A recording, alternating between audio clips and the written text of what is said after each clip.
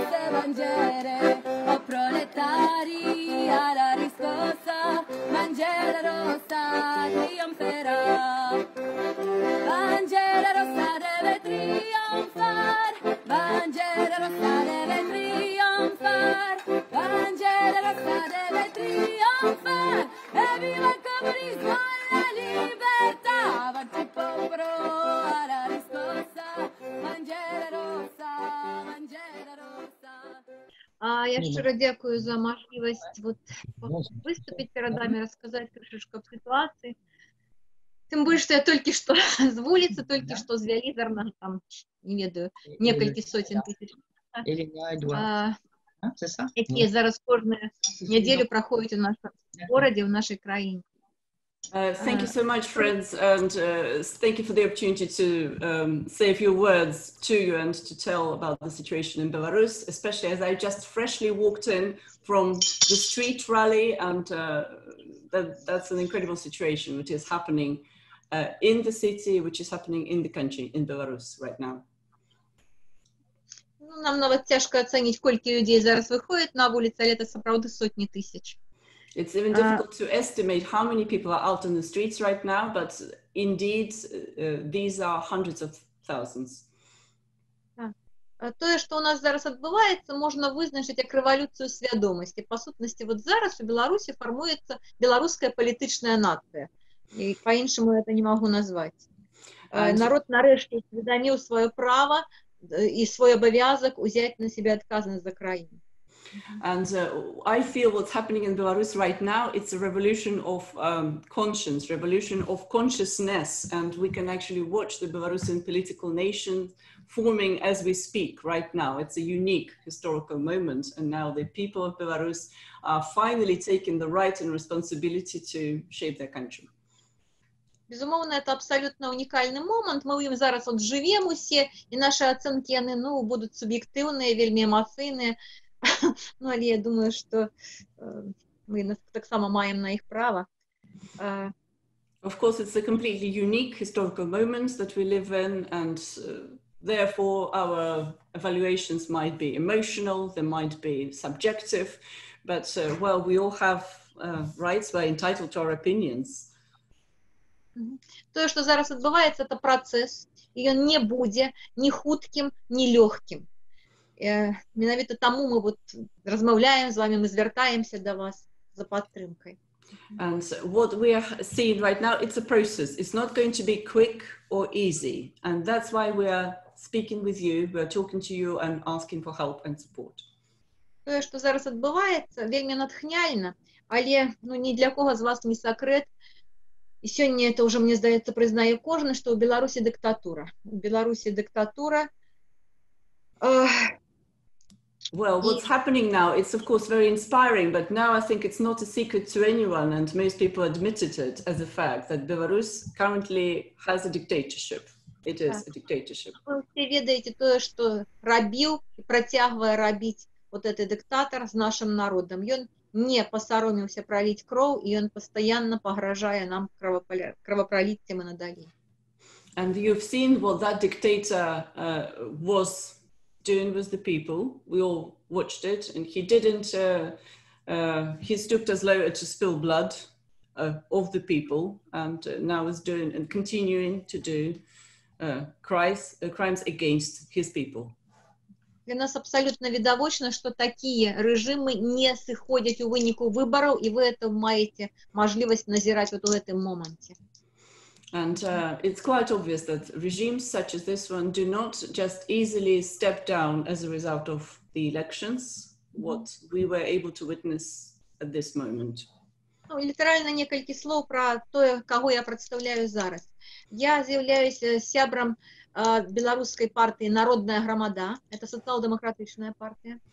And just a few words very quickly about who I am representing at this point in time. I am a friend of the Народная громада party, the community of the people, literally. It's a social democratic party. І наша партія вельми шмат гадоў змагаецца за правы працоўных і узначальвае пратэсты працоўных. Ну, я не пасаромлюся так сказаць.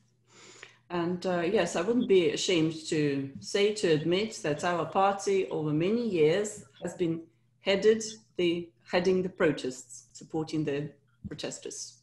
Это, ну, один з апошніх прыкладаў это пратэсты так званых дармаедаў супраць дармаедскага дэкрэта. Это пратэсты дробных прадпрымальнікаў і так далей. Менавіта таму наш лідар, вот Миколай Статкевич, мой муж, больш за 8 год правёў за кратамі. And these are protests against the so-called decree against the layabout people. That's another story. People who are not employed and working for the states. That anyone could fall under that category. It's just from myself a little comment. Anyone, stay-at-home moms could fall into that category. People who run a small business, people who start a business could fall in that category. Many other people who actually would be contributing, but they're not working for the states at the state job. And also we were supporting the protests of the businessmen, small and medium businesses, the Minsk metro strike, etc. And the leader of the party and the husband of Marina, Nikolai Statkevich, he spent over 8 years in total behind bars. And he is now behind bars. Четвертая криминальная справа. The fourth criminal case against him. За 20 апошніх год. Over the past 20 years. І от спочатку вот этой кампанії, вот, яка зараз дала старт вот тому, що відбувається у нашій країні невероятному, больше за 100 сябров нашей партии потерпели. Больше за 100 сябров. Я вам уже зараз не скажу агульную колькость. Двое здесь, вот Миколай Статкевич и генеральный секретарь, зараз под криминальным переследом знаходятся в тюрьме. Ну и вот просто у гэты момент яшчэ як минимум 5 человек знаходятся под административными арештами. And basically from the start of this campaign, almost 100 of members of our party were persecuted and are still being persecuted. From the start of this particular election campaign, at least 1/3 of people who received administrative arrests and various fines are members of our party. Currently, our leader and the General Secretary, Mr. Serhiy Sparish, is also a criminal case has been opened against him, and as a minimum of at least 5 people currently undergoing administrative arrest proceedings. So that will be a long fight. Вот тому для нас відавочна, што это будзе дастаткова доўгае змаганне, і у яго есть, ну, 3, у прынцыпе, складнікі, 3 асноўныя складнікі. Это доўгія, масавыя, мірныя пратэсты, это эканамічны ўціск, і трэці, які б я зараз не аддзяляла, это міжнародная салідарнасць, міжнародны ціск. And so, yes, it will be a long fight, and it has 3 very important components, I would say. The first one is peaceful mass protests. Second, it's economic pressure, that is the strikes. And the third one, certainly a part and parcel of it, is the great international solidarity. And it takes a lot of time and a lot of effort. Я вельмі удзячна за тое, што вы гатовы нас выслухоўваць, што вас цікавіць сітуацыя ў Беларусі. Я вельмі спадзяюся на падтрымку. And I'm very grateful that you have found time to listen to us, that you are interested in the situation in Belarus, and that you are proposing support. Thank you so very much. Дякую вялікі, Марина. Thank you so much, Marina. Можем тады, калі мы скончылі, просто мікрафоны выключаць, а потым зноў включаць, калі адказваем, просто каб лепей усім было чуваць і вітаць. Yeah, I just mentioned everyone about the mics and cameras so we all can hear and see each other better. If people want to speak or ask a question, if they can unmute, etc. Unmute when they are listening. And thank you to the audience for the questions. Hopefully Marina's short statement would answer a few of the questions that were sent in advance.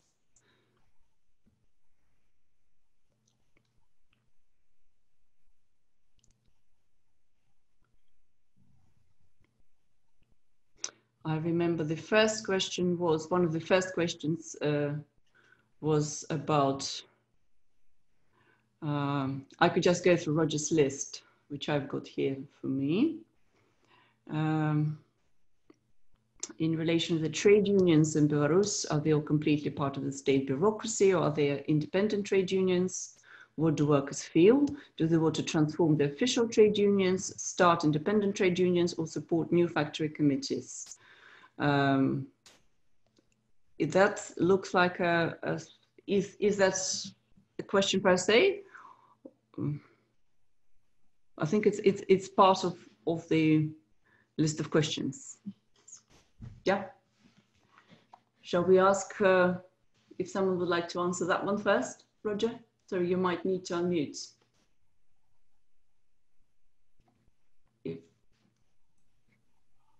Sorry, yes, just to explain to the meeting, I was sent a number of questions, maybe 15 or 20 questions, which I passed on to Eliana.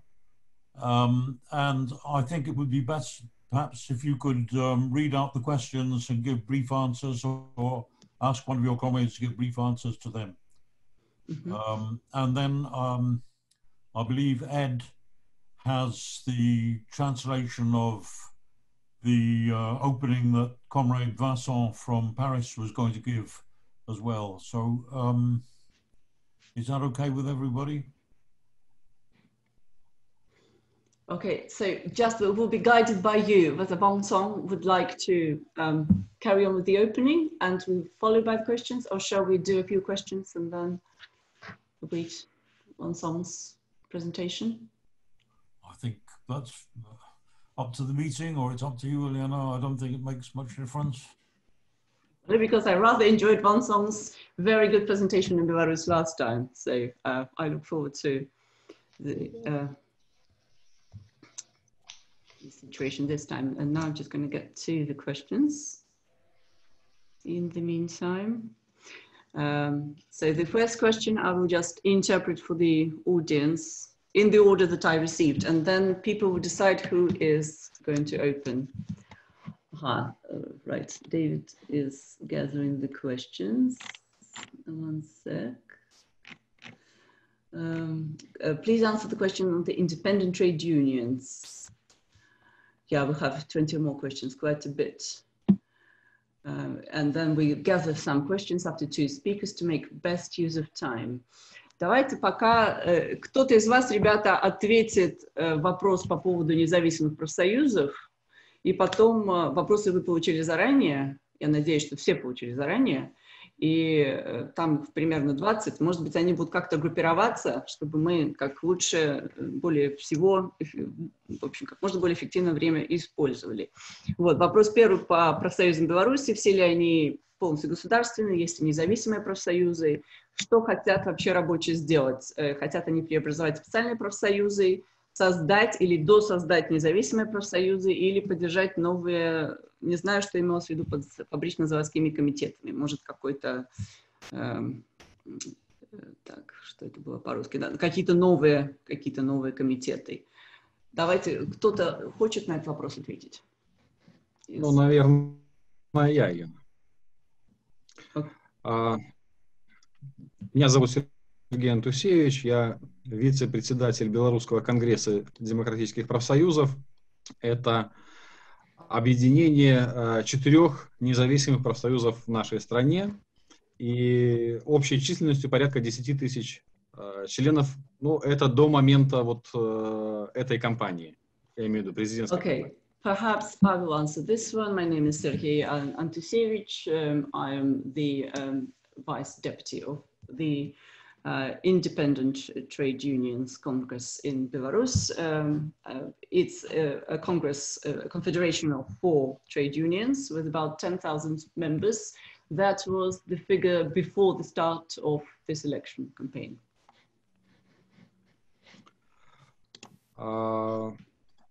Сейчас, на самом деле, у нас историческое время. Сейчас идет такой у нас массовый, наверное, приток новых людей. И я думаю, что в ближайшие месяцы мы уже сможем ответить на все эти новые вызовы и сказать о новых формах, пока мы активно принимаем новых людей в наши профсоюзы и занимаемся этим фактически весь световой день, насколько это возможно, насколько позволяет встречаться с людьми не только в Минске, но и в регионах. Постоянные звонки, письма, телеграм-чаты, они просто разрываются от сообщений. На самом деле, мы ждали этого времени все эти 25 лет. Okay. Basically, now it's a historic time. We have a really mass influx of people wanting to join trade unions. So these are new challenges we're going to face and cope with. And we'll certainly then we'll be able to discuss some new forms of unionism that comes up to that. So we can see lots and lots of people now applying to join, lots of new people. So we are busy with accepting them and processing all this 24/7. And we are setting up new committees, not just in Minsk, but also in the regions. And it's basically constant communication. It's answering calls, letters, Telegram chat. Telegram is a very popular medium now. And hopefully we'll be able to, there's a historic time and historic growth in the trade unions, and hopefully I'll be able to give you some more news after this chapter is finished.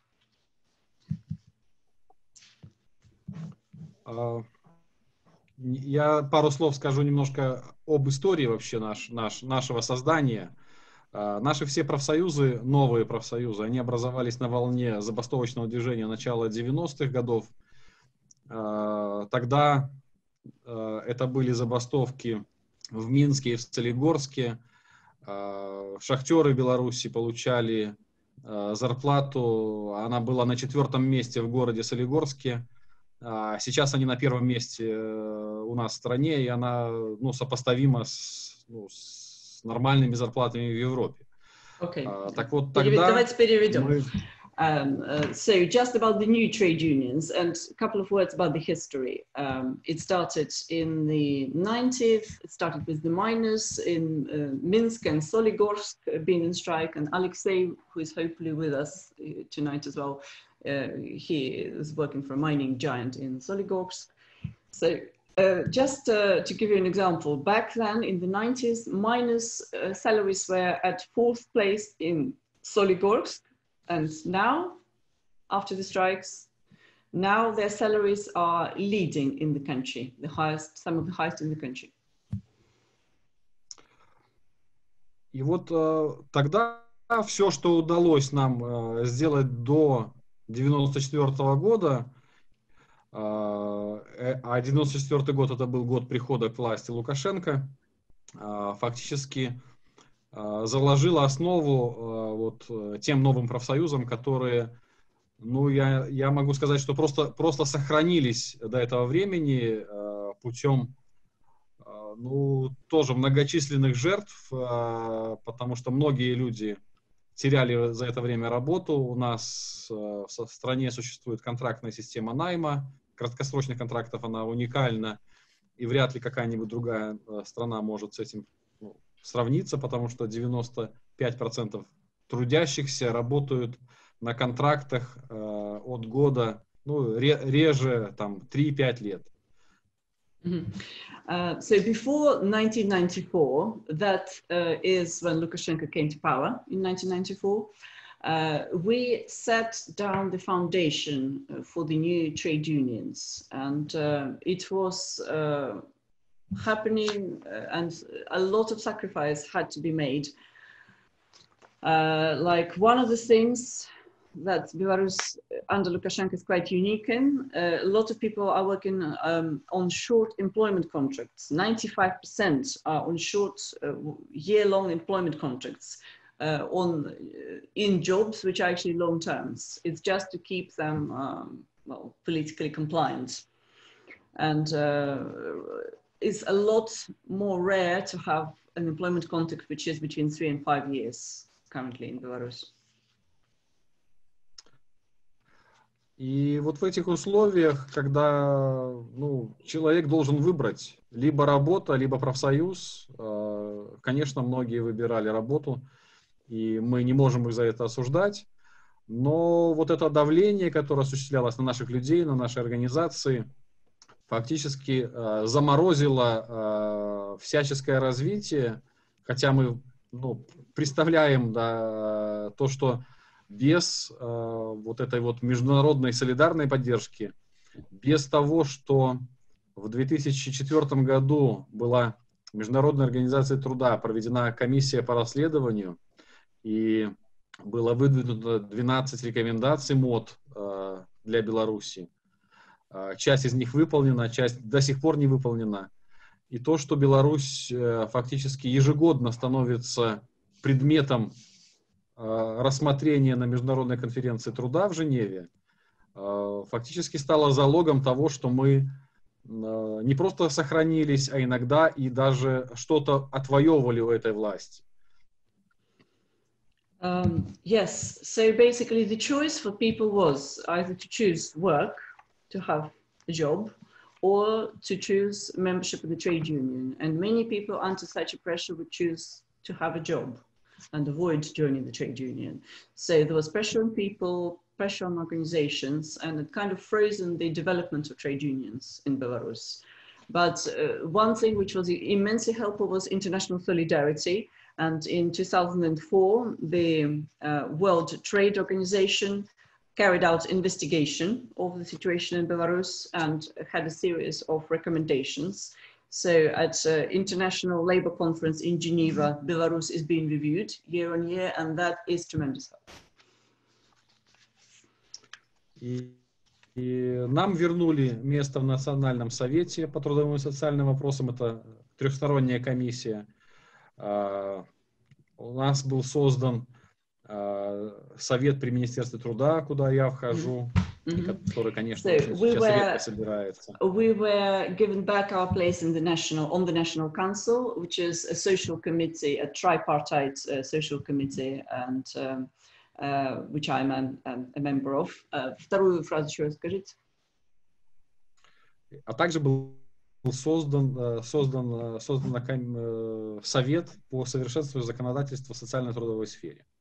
And also a council on improving the labor legislation in the social and employment area has been created in Belarus. Ну, вот эти две площадки, которые, в принципе, есть формальностью, но у нас, по крайней мере, нам дают возможность рассказать о наших проблемах, да, поставить вопросы перед правительством и каким-то образом обозначить. These two forums, they're rather a formality, to be honest, but at least they give us an opportunity to mention our problems, to tell the government about the existing problems and somehow delineate them. Ну, вот это небольшой такой вот исторический экскурс, да, который я вынужден был объяснить, кто мы такие и почему мы сохранились и сейчас вот находимся в такой ситуации. So it's just that was a short historical background, which I hope you don't mind I mentioned to explain who we are, why we actually managed to survive, and why the situation is what it is now. Сегодня ситуация выглядит по-другому. Сегодня на многих предприятиях просто бурлит такая жизнь, проходят рабочие собрания, сами рабочие инициируют эти собрания с большей или меньшей степенью активности, но люди, в принципе, ставят политические вопросы перед своими работодателями и вызывают на власть, чтобы она тоже отвечала на эти вопросы. Ну, такого не было, в принципе, в истории, да, у нас. И даже я могу сказать, что в начале 90-х годов забастовки в Минске и в Солигорске начались не из-за политических вопросов коммунистической власти, а из-за того, что цены на продукты выросли в 2 раза, и произошла павловская денежная реформа. Yes, so currently the situation is different. There are workers' meetings at the enterprises, at factories, and it's all happening right now. And so with more activity or less activity, but workers are initiating lots of committees, meetings, putting forward various questions, including political questions to their employers. And I have to say that even in the early 90s, when we had strikes in Minsk and Soligorsk, even then the strikes did not really have political agenda during the end of the communist era. They had more of an economic agenda because the prices have grown twice and the currency was devalued. So mostly the demands were economic, financial. Отдельно здесь стоит вопрос, последняя забастовка в Беларуси состоялась, ну, крупная забастовка, которую мы знаем, и которая была довольно успешной, это забастовка Минского метрополитена в 1995 года. После этой забастовки один из наших профсоюзов был запрещен на полгода, и его деятельность разморозили только после вмешательства Международной организации труда. So the last large successful strike happened in Minsk in 1995. That was the Minsk Metro strike. And then after that, the trade union was banned for 6 months. And the ban was lifted only after the International Labour Organization has intervened.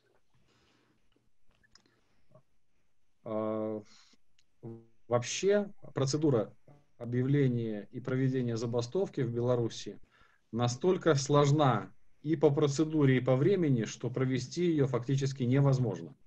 And actually, the procedure of strike in Belarus is so complicated in procedure and in time, procedure-wise and time-wise, that it's virtually impossible to hold a strike. И она может быть в любой момент признана судом недействительной. The court can deem the strike illegal at any time. И такая уже вишенка на торте. Президент может в любой момент приостановить забастовку на 3 месяца, и в законе нет ограничения в количестве раз, сколько он может это сделать.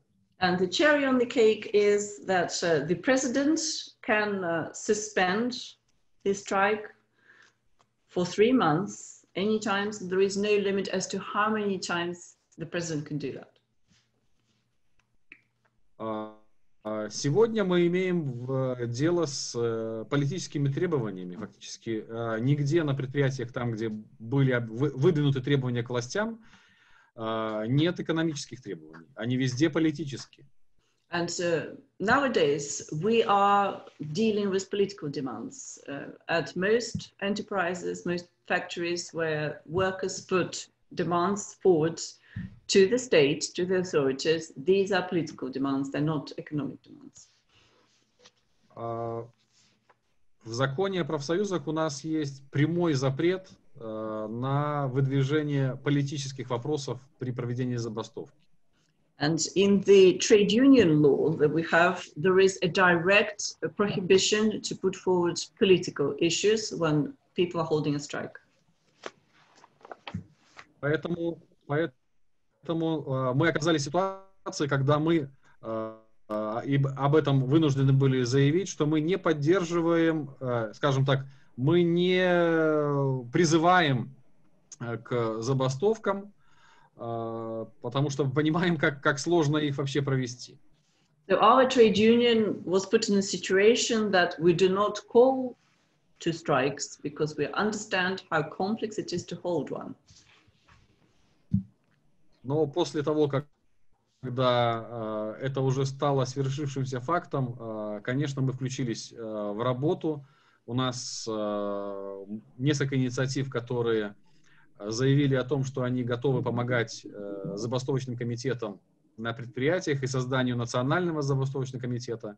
Сегодня фактически все они объединены, и мы координируем эту работу фактически по всей стране и пытаемся это создать, насколько это возможно. now, of course, after the fact, fait accompli, we had a series of initiatives when we all said we are ready to help strike committees and create a national coordinated strike committee, and we are now helping with anything we can. Ну и сейчас ситуация развивается таким образом, что на людей, которые засветились вот в этих забастовочных комитетах, оказывается просто чрезвычайное давление. Вот Юрий, который сейчас со мной вместе в этой конференции участвует, он вынужден был бежать фактически из страны и находится теперь в Польше. Многие люди... To mention that people who are in the strike committees, who are known to be in the strike committees, they are experiencing unprecedented pressure.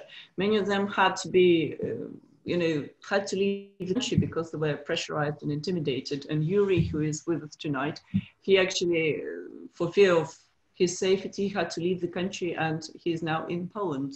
He's joining us from Poland. Многие люди уже, скажем так, получили такие уведомления о том, что они будут уволены. Некоторые уже уволены. За многими просто мы знаем, что они находятся под таким колпаком спецслужб, и за ними просто идет слежка. То, что сегодня была Лиза задержана в Гродно, это... свидетельство, причем она была задержана не на акции, да, а уже когда она вернулась домой, за ней приехали, просто ее забрали из дому. И главное, я так думаю, что их добычей был ее телефон, потому что сейчас фактически вся координация идет у нас через телеграм-чаты, через телеграм-каналы этой работы. Поэтому в том числе... получить эту информацию, кто же с ней связан, каким образом она эту работу осуществляет. Yeah, so people are being pressurized. They are either being pressurized by letters and notices saying that they'll be fired. Some people have already been fired. Some people are watched by the special services, and they know that they are constantly watched. And Lisa, who was detained briefly tonight in Grodno, she was not detained at a protest. She was detained when she got home, and they came to her home and arrested her at home. Then she was released, but their main catch was Lisa's smartphone, because they wanted to see the information. Who is she communicating with? Who is she connected with? How is she coordinating the trade union's activities? And of course, now most people are using their smartphones and Telegram channels and chats to communicate and coordinate. Наверное, я остановлюсь на этом. Если будут вопросы, я буду рад. So perhaps, yes, I don't want to carry on and spend time. Perhaps there might be some more questions.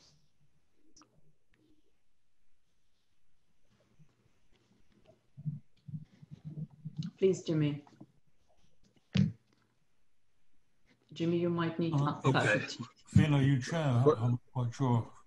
Firstly, welcome to all the guest speakers from trade unionists who support WIN in Dublin. Еще раз всех приветствую из Дублина от профсоюзов, всех участвующих, всех выступающих. Question I want to ask. Yesterday, I advertised this meeting on a British Labour Party forum, because I'm a member of both the British and the Irish Labour parties. The response from some members, a few members, but otherwise strong Labour Party members, was a response sympathetic to the Communist Party of Britain. The argument was that the strikes and the unions are motivated, manipulated, and paid for by the American CIA and what they called stooge trade union forums, and they were pointing towards Sweden. How do the comrades answer those criticisms and allegations? It's a very good question. Вопрос был такой. Джимми, он также является членом форума британской партии лейбористов. И он, значит, после нашей встречи тоже разместил вот такие сообщения тоже по белорусской теме на форуме британской партии. И поступили такие комментарии, что вся эта ситуация, это все организовано и проплачено ЦРУ, и что это вот подсадные такие профсоюзы, которые организуются и финансируются ЦРУ, и какие-то там еще... Sorry, what other country was involved? Did you say the Netherlands, Jimmy? Sorry? Other than the CIA, who else was financing the... A Swedish trade union organization financed by America. That's the allegation. То есть еще одно мнение, что это шведская профсоюзная организация, которая также финансируется за счет Америки. Вот такое обвинение прозвучало. Как товарищи смогут ответить?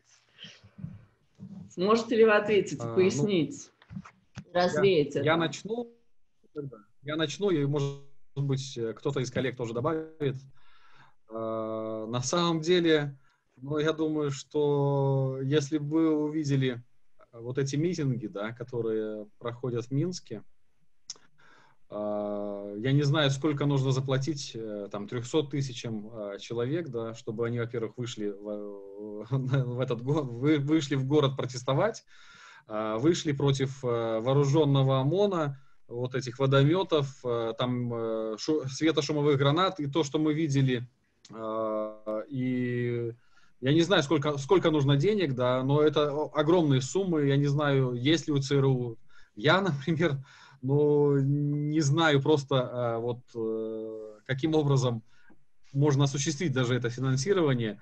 Я скажу так, что я буду рад, если коллеги, которые говорят, что мы финансируемся ЦРУ, да, чтобы они рассказали нам, какими каналами теперь мы можем получить это финансирование, потому что в условиях коронавируса я последний раз за границей был в начале марта до закрытия границ, да, и, на самом деле мне очень тяжело, да, понять, каким же образом можно привести эти деньги, когда, во-первых, все отслеживается, все потоки, да, и у нас даже вся эта международная помощь, которая идет, она идет через администрацию президента.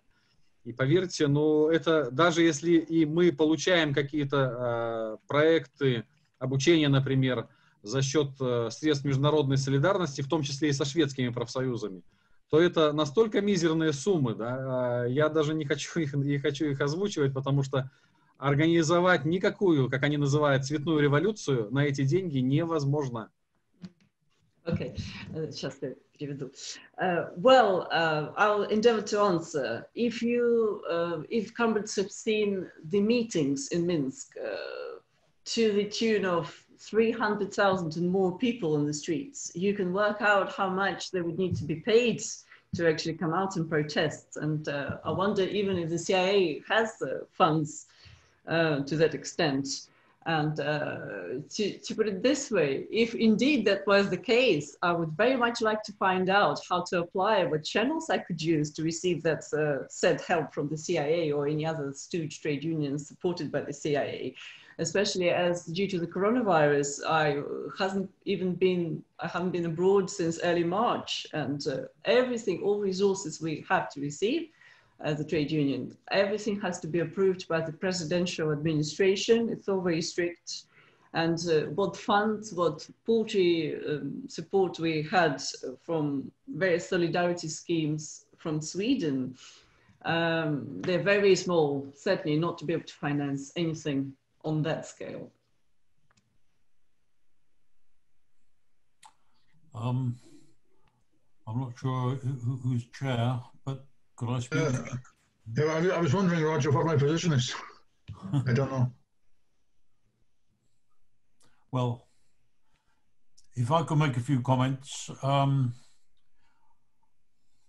think the comrade answered very well that question about that everything is manipulated by the CIA. Apart from the ludicrousness of that whole scenario, it's a little out of date. It's actually 30 years since the collapse of the USSR. And at the moment, the boss of the CIA, the president of the USA, is rather close to Putin and is not at all in some of these people who've been influenced in the past by the Communist Party seem to not have noticed that there's been a counter-revolution in Russia, and that there's an extreme right-wing regime there which is financing some of the most odious and obnoxious and reactionary parties and forces around the world, including in the USA. So, I mean, obviously, we're not at all influenced by that kind of idea. But I do think there could be some explanation of why people are a little cautious about what their attitude ought to be to this movement, because I have seen genuine uprisings and genuine insurrections in a number of countries on the periphery of the old USSR, or even of countries which were actually part of the USSR in the past, where the outcome has been, even though there was jubilation at the liberation from the clutches of the Russian regime, nevertheless, it led to some pretty ugly results. As we look at some of the regimes on the periphery of, and let's take Poland and Hungary, for instance, where there's extremely unpleasant, nasty, racist regimes, authoritarian regimes, which have come to power. And I think there may be a certain caution and a certain suspicion that isn't the, how positive is the outcome likely to be with this movement. And I think that's completely mistaken. First of all, in any case, we fully support, and all workers must support, the rights of free trade unions, of democratic rights, of free elections, and of power passing into the hands of the people and primarily the working class. Have to be all in favour of that. But I also think that when we look at what happened to the countries of Eastern Europe in the 90s and some of the so-called colour revolutions in the early part of this millennium, I mean, the whole international context has completely changed. It seems to me, and I would like really to hear what the Belarus comrades, what their opinion is of that. It seems to me that capitalism does not at all have the same attractive power that it might have had in those days. That since the crash of 2008, and particularly with the prospect of the catastrophic economic crisis which has started and which is imminent in throughout the capitalist world, they're talking not just about it being worse than the 1930s. Many of them are saying that it's as bad as any slump since apparently 1709. And absolutely unimaginable horrors are looming ahead.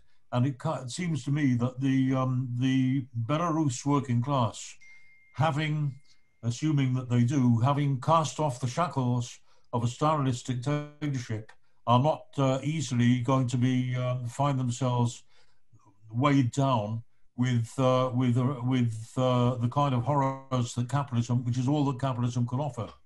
I also think what's significant, I mean, this is probably the biggest movement that has happened in Europe for decades. Perhaps since 1968 in France or something like that. I don't know. This massive movement, 300,000 people, you say, on the streets, and in a country the size of, what, I believe 10 or 11 million. Is that correct? I mean, it's a massive proportion of the population involved, and in unbelievable heroism and courage that they've shown. Last week, we heard of some of these absolutely sickening horror stories of the way that demonstrators were being tortured, and the way that they were persecuted, the horrors that they suffered in the dungeons of the riot police. I was interested that something Elena was saying recently, that the riot police themselves apparently are exhausted and are maybe not so willing to play that role. I don't know if that, I don't know, perhaps I misunderstood that. But the ordinary police are, you know, are not trained or brutalized to the extent that they could play quite that role. But the really interesting thing is that I believe one of the Belarus ministers threatened the workers recently by saying, you try this again and you're going to be facing the army. Now, of course, the army is a very different kettle of fish from the riot police. The army, I believe it's a conscripted army. Armies are not, in a time of insurrection like this, armies are not a very reliable weapon to use. These are, they'd be firing on their mothers and their fathers and their brothers and sisters, and they are trained to think of themselves as defenders of their families and of their people, unlike the police, who are trained to be defenders of the government against the people. So, I mean, it would be unlikely. And the other thing, which is so important, I'm sorry, I'm just going to finish on this point, is Russia itself. I mean, Belarus is, has, I would say, I don't know again if I've got this right, it seems to be have particularly close ties with Russia. The language is, well, you are, in fact, as we see today, you're speaking Russian rather than the Belarus language. The language is much closer than it would be the case with the, apart from Bulgaria, perhaps, much closer than, say, Czech or Polish, or certainly, obviously, Hungarian, and so on. And Russia itself has been simmering for a long time. It's also, of course, it's been, again, subjected to a horrific despotic regime, which, as we saw only just recently, an example of that with the poisoning of yet another leading dissident. But there's been an uprising in Khabarovsk in Siberia, I think for 2, 3, 4 weeks now, almost a state of insurrection there. Putin himself must be very nervous about whether or not to intervene. He's held back so far, and it seems to me that it would be a very dangerous step for him to take, and it might blow the whole thing apart. So, I mean, there's a few observations. I'll be very, very interested to hear what comrades think about that. Roger, very quick comment before comrades take the floor. We do have a mix of languages in our presentation tonight. Marina did present in Belarusian, and both, I think all the other speakers speak both fluent Russian and Belarusian.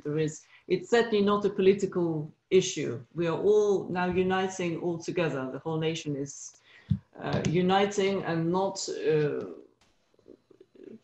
trying to lessen one language or another, although Belarusian was much suppressed in the past 26 years.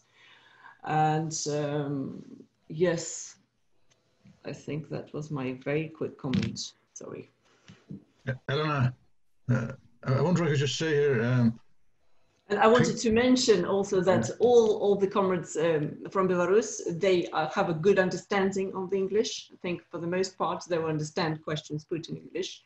Maybe it was a bit of help from me, and I will interpret their answers. But don't worry about long asides. It's all very interesting.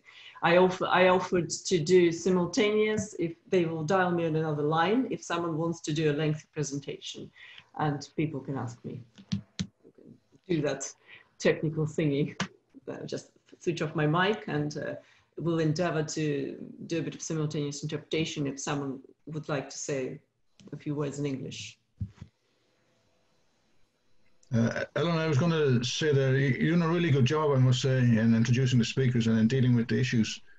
But Peter has indicated that he wanted to speak, so perhaps we could let him ask his question. And it'd be useful to hear at this point from Yuri or Christina or Victoria on their impressions of events. But anyway, you're doing really well the way you're introducing the speakers and what's being said. But Peter indicated he wanted to speak. Peter?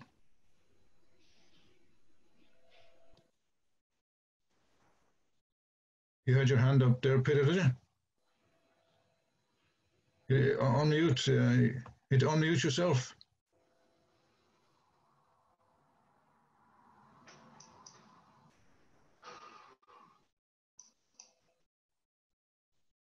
Can you unmute yourself, Peter? We can't hear you. You'll have to, yeah. Finn, I've pressed the wrong button. I'm just watching. I've got no comment at the moment, thanks. Okay. Does anybody else want to ask a question before the Belarusian comrades speak again?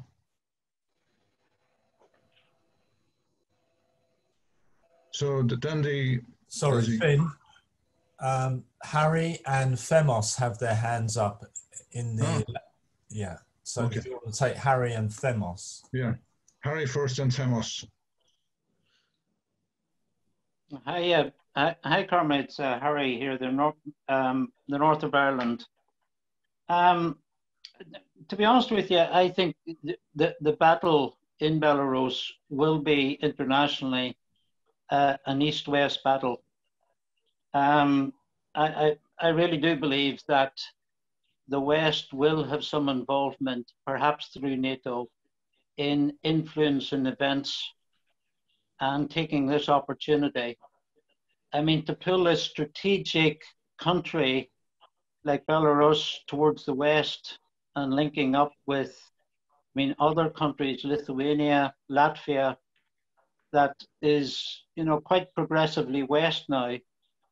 And for America through NATO to have yet another country leading right up to the Russian border would, I believe they will see this as an opportunity now to effectively surround Russia, and I think will endanger East-West relations and endanger the world situation between East and West.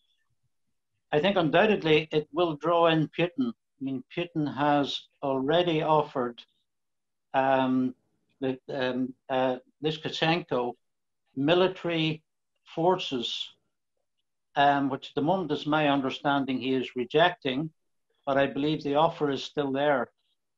And if the situation deteriorates, we could well see, I think, perhaps not only a greater Russian involvement, but maybe even invasion of the country to control the situation in Belarus. The question I'm really asking is, what is the mood in the country internationally?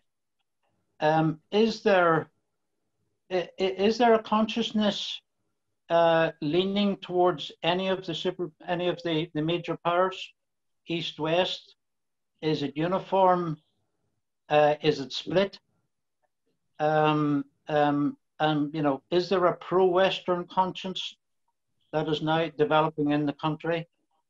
And the second thing is that the opposition leader, Tikhanovskaya, who is, you know, she's been exiled into Lithuania. Is she still seen as the opposition leader? And if so, do we know anything about her prospect? What's her outlook? And if she did come to power, I mean, what measures, of what we know of her, would she put into place? Okay. Okay, Harry, we'll take a question from Themos. Would there be agreement at this point, after Themos asks this question, that perhaps Vincent's contribution might be presented, and then we'll return to Yuri, Victoria, Christina, Sergei, and the rest? Would there be agreement on that? Did we get Vincent's contribution? Well, Finn, could I just say that Victoria had her hand up to speak quite a while ago, and I don't especially want to speak before her. Yes, if she's keen to speak. No, that's okay. I just didn't see any hands moving around. No, of course, Victoria, indeed. But we'll take Themos' question, then Victoria, and then we'll come back to what I raised. So Themos, then Victoria.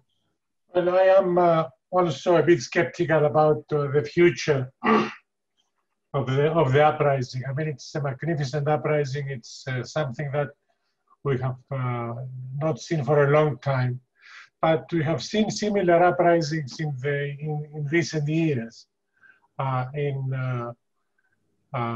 For example, the Arab Spring and this sort of thing, Libya and Syria, uprisings that have been hijacked, in fact, by the West.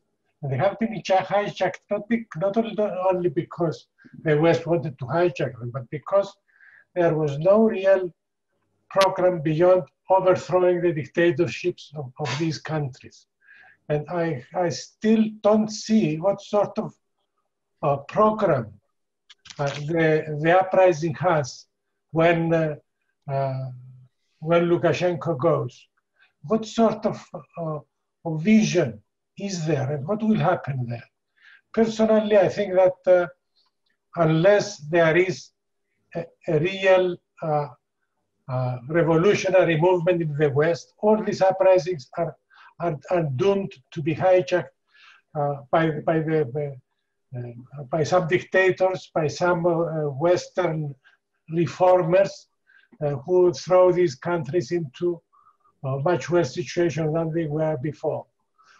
We have seen Ukraine and we have seen similar situations become really nasty places because of this. So I would like to know what sort of political demands is this movement doing and what sort of organizational perspectives do they have so that they can at least manage to cement the program, if not win the post-Lukashenko period. Thank you, Timos. Maybe before Victoria speaks on behalf of WIN, we want to stress the hugely positive aspect of what's happening in Belarus, particularly the demonstrations in Minsk. Hugely positive. And we have to approach it from a positive point of view, the tremendous potential, the courage, the self-sacrifice that the comrades are making in Belarus, going to prison for their case, having to leave the country to escape prison, paying fines, being tortured in prison, and yet the movement is growing every day. That's a positive aspect. I mean, to be careful not to be seeing dangers in the future and so on. It's important to look at perspectives, but we must stress the positive aspects in every instance of what's happening in Belarus, not just for Belarusians themselves, but for the entire working class in the entire globe, because this rising that's happening in Belarus is an inspiration to workers the world over. So we need to stress over and over again the positive aspects of what's happening in Belarus and in Minsk, and not to see it in the context of the old Cold War rivalries that used to have an influence on events in various countries. I just thought I needed to say that because the discussion could end up sliding into a overcritical, negative interpretation, making comparisons that are not necessarily valid. But anyway, that's up to Belarusian comrades themselves to explain that. Anyway, our next speaker is Victoria. I'm sorry, Victoria, I didn't see your hand earlier on, but go ahead. Victoria. Hello, everybody. Hello again. My name is Victoria. If somebody remember, I'm a member of terroristic organization, Association of Guides, and of course, I'm one of the demonstrants on the streets. Today also, we take part in this demonstrants, me and I think almost all people in Minsk and all around Belarus. There were hundreds of thousands of people. Thank you so much that you invite me again. And there were a lot of questions about the situation. The most common question was what will happen when Lukashenko will go away and what people will do, what is the program, political program, and so on and so forth. I have been asked this question during this previous week for about maybe not hundreds but dozens of times.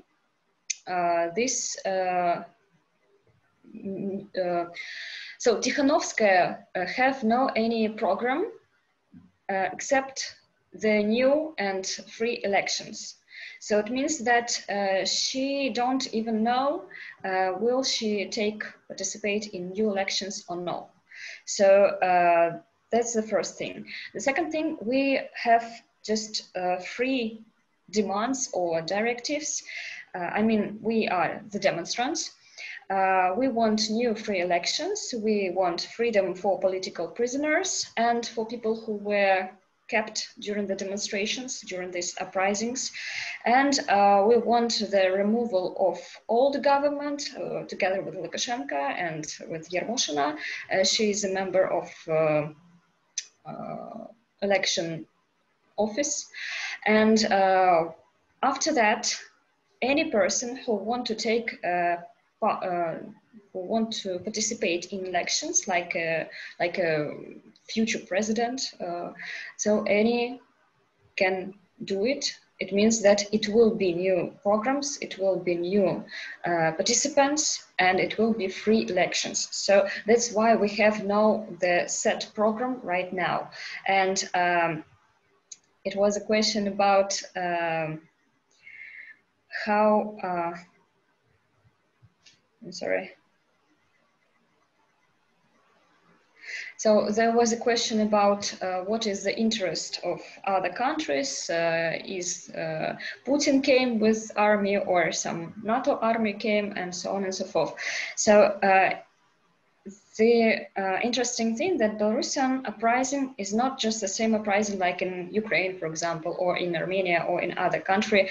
It's not so-called color revolution, because during these uprisings in Ukraine, for example, they change the course of the country. I mean, they changed the course from Russia, for example, to Europe. Here, we don't do it. We want to have some changes inside of the country.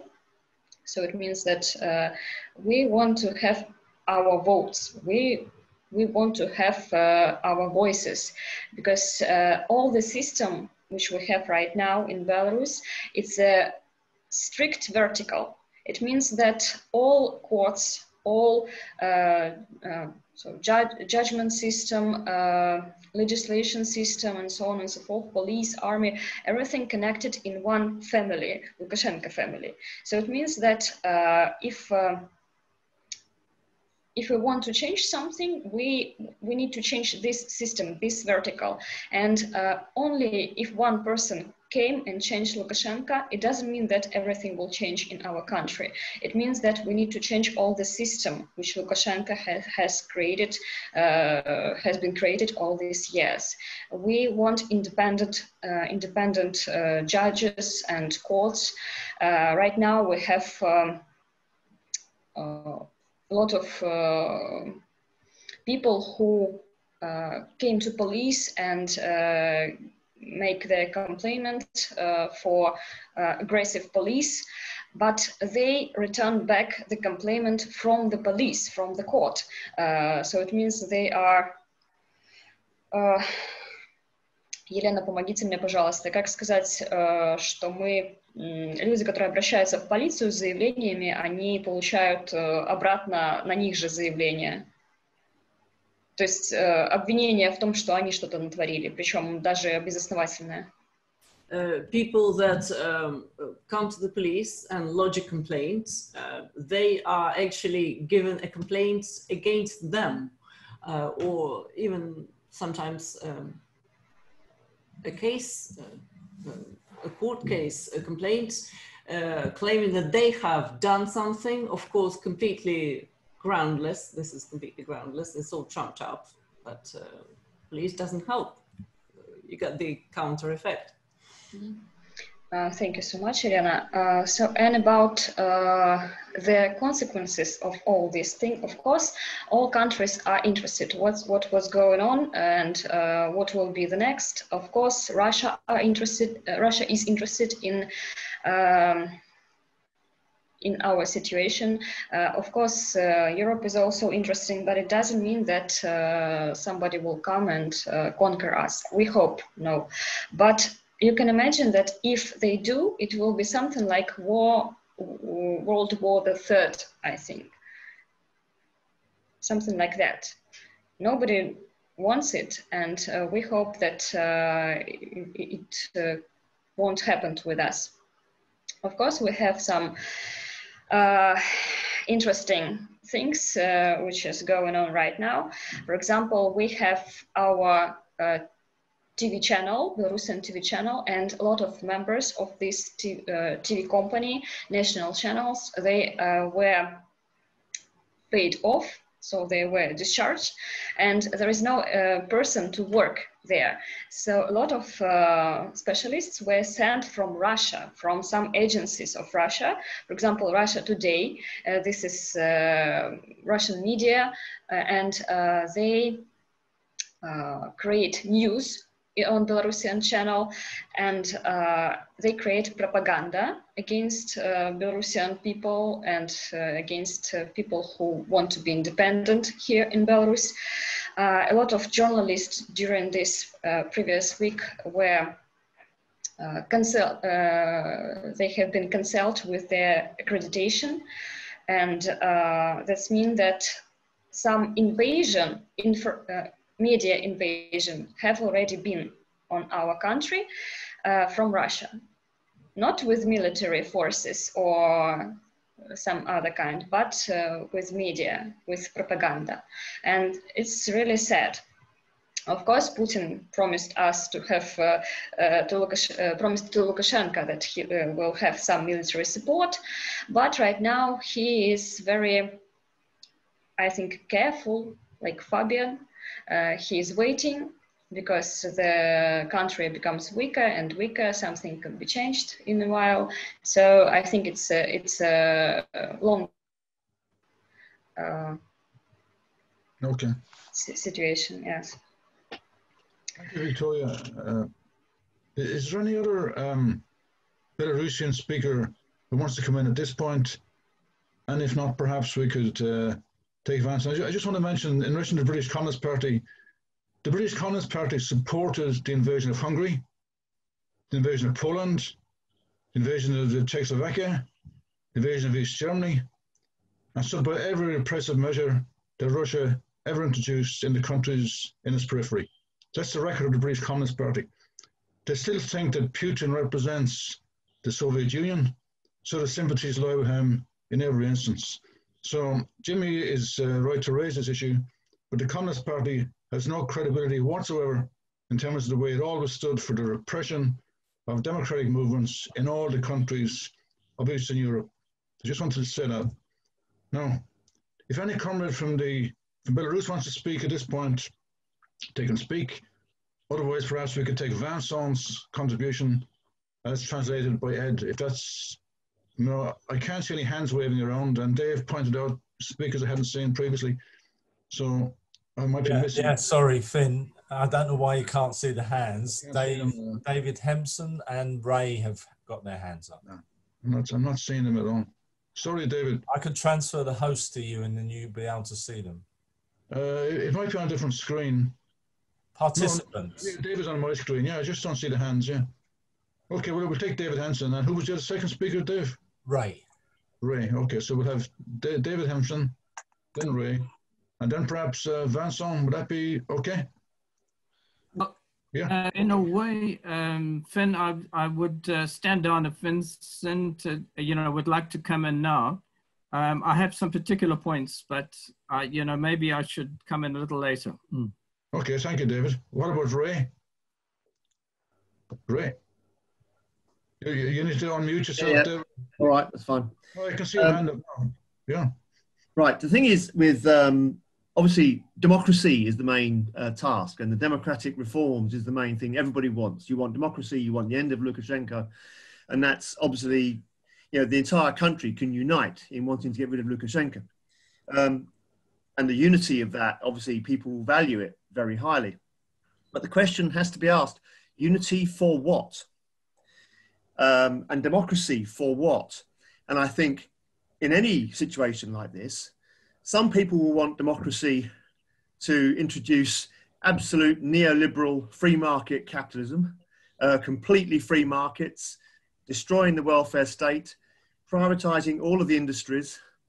And other people will want democracy to not do that, to have rights for workers, to have, decent living standards, decent housing, decent wages, and to have a proper plan to the economy, a way of stopping capitalism from exploiting people in Belarus. Now, this question has often been asked, and Victoria says she's answered it thousands of times. I believe it. I can believe that. But this is my second one. I've not heard any kind of answer to this because, okay, you can say, well, as soon as we have democracy, anyone can then put their program forward. Fine, absolutely fine. But what I'm asking the comrades here is what they want. What do you want when Lukashenko goes? So, do you want the capitalism like the USA and Britain? Do you want capitalism like Sweden? Or do you want a socialist country? When you get democracy, what then? Thank you. If anyone can answer. I saw Yuri nodding. Maybe you can answer the question. Yeah, thank you, Ray. Well, okay, if Yuri wants to speak now, yeah, and then after Yuri, we'll take Vincent's contribution. Yuri. Hello.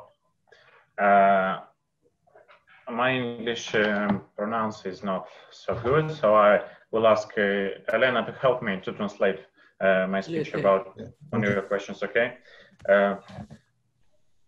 То, чего мы хотим, да, вот конкретно я могу говорить за своих заводчан, за Гродно Азот, конечно, это никто не считает, что там приватизация Гродно Азот должна как-то быстро произойти по схеме какого-то суперсвободного рынка. Все понимают, что такие жилы, как вот, например, Гродно Азот, остатки от Советского Союза, нефтеперерабатывающие заводы, должны оставаться все равно каким-то образом в большой доле государственными быть. Но суть в чем? Что менеджмент, который организован структурами государственными, он неэффективен. Да, шведская модель очень красивая, очень хороша, и, по-моему, она была бы очень близка к Беларуси. Но полной свободы, рынком, это очень будет тяжело людям, которые как бы живут в продолжении Советского Союза. И хотелось бы еще вот просто объяснить людям о том, что то, как мы видим сейчас, то, что происходит у нас, это нечто похожее на то, что проходила Польша, да, в 80-х, и это длилось там 7 лет солидарностью, их знаменитым профсоюзом. Ну, как-то так, потому что у меня есть такое ощущение, что люди не понимают, что у нас такие созданы всеобъемлющие массовые организации, как там Белорусская Федерация профсоюзов, да, которые потом же становятся сами депутатами. Они же и возглавляют профсоюзные ячейки, и они же крупные начальники на предприятиях и их заместители. То есть такого быть не должно. Люди должны попадать как бы по принципам меритократии, чтобы там были достойные, уважаемые, образованные люди. Но сейчас они или сидят, молчат, или, к сожалению, уезжают. И чтобы вот это вот не происходило, хотелось бы как-то, чтобы мы пришли к меритократии даже в сфере на производстве, чтобы нормальные, достойные специалисты были услышаны и могли занимать руководящие должности, потому что вертикаль выстроена таким образом, что эти люди сейчас не нужны. И очень обидно, как они пропадают. Okay. Yes, I will interpret Yuri's comments. Well, Yuri can speak for himself, and he can speak for his fellow workers at Grodno Azot, at the nitrogen processing plant. With regard to privatization of Grodno Azot, it doesn't need to be imminent and doesn't need to be suddenly a jump to completely free markets, because Belarus has the legacy of former USSR.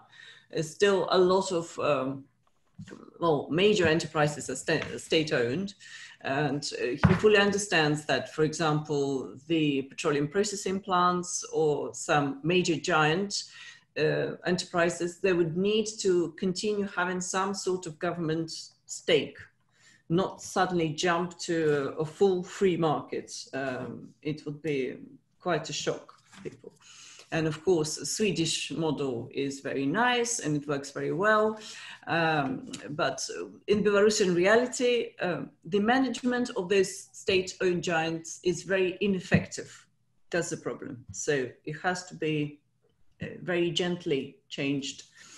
And at the moment, the Belarusian Federation of Trade Unions, it's quite omnipresent. It would be obviously units at all the enterprises, but likewise people who are members of the federation, there would be large enterprises bosses, and they would be effectively, it shouldn't happen this way. It should be meritocracy. That's your opinion. And otherwise, people who are not happy with the system, they either keep quiet or they leave the country and seek gainful employment elsewhere. And of course, that harms the enterprises. That's not right. And if meritocracy is introduced, then that would help the economy, help the enterprises.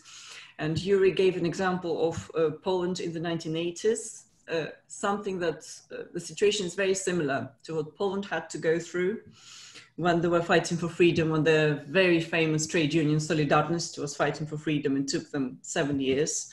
They eventually got there. And in Belarus, at the moment, the presidential vertical is built in such a way that real experts at the enterprises are not, sorry, are not needed. And that has to change. People shouldn't leave. They should stay and want to contribute. And conditions have to be created for them to want to stay. Thank you, Eleanor. So will we go to Vincent's contribution now? Is there agreement with that? Okay, right Ed, you're on. For a week, society in Belarus has remained in a high state of mobilization. Without any doubt, many of the questions posed by the Belarusian people have still to be settled. The dictator Lukashenko hangs on to power, and with increasing support from Vladimir Putin. Even if certain commentators think that Putin would want to get rid of him in a second round, he's not going to want it now, because this would be giving in to popular pressure, and this would threaten Putin himself. It is likely that over the next few weeks, the Belarus army and OMON, that's the special police detachment, have been, over the last few weeks, they've been infiltrated by the Russian army more than ever before. At the request of Lukashenko, technicians, in inverted commas, have been openly sent by Russia to the radio and television stations whose employees have been on strike. But the Belarus movement is very popular in Russia. It's a very significant fact that the FNTR, the old trade union federation dating from the Soviet epoch, which is linked to the establishment, it has issued messages protesting against repression in Belarus, and it's opposing the sending of strikebreakers to Belarus. In Russia, it's the independent trade unions of the KTR, which has got 2 million real members, which is calling most strongly for solidarity. In Ukraine, the independent trade union of mine workers has done the same, opposing the sending of unemployed to take the jobs of the strikers. The strike continues. The pace is often slow because the workers are making step-by-step advances and the repression is ongoing.